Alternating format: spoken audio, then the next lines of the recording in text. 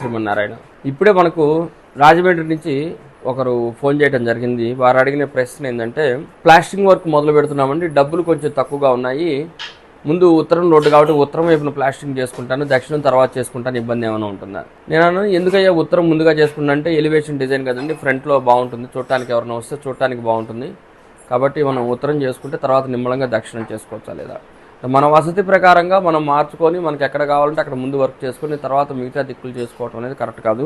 ముందుగా మనం దక్షిణ భాగంలో ఉండేటువంటి గోడకి కానీ పడమర భాగంలో ఉండే గోడకి కానీ ప్లాస్టింగ్ వర్క్ స్టార్ట్ చేసుకోవాలి.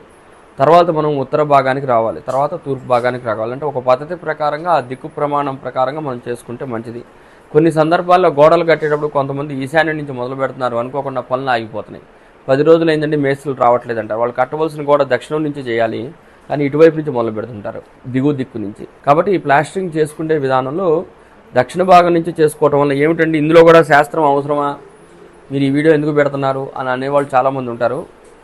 కాబట్టి ఎందుకంటే అక్కడ గోడ మందాలు తేడాలు వస్తుంటాయి. అప్పుడు దక్షిణ భాగం ప్లాస్టరింగ్ చేస్తే అది 10 అంగుళాలు వెళ్తుంది, ఉత్తరం 9 అంగుళాలు వస్తుంది. కానీ ముందుగా ఉత్తరం చేసుకుంటే అది 10 అంగుళాలు అవుతుంది. తర్వాత ఇంకోటి టైల్స్ అంటిస్తారు, దక్షిణం వచ్చేసరికి ఏమో పలచబడిపోతుంది. అంటే గోడ మందాల దగ్గర తేడాలు వస్తుంటాయి.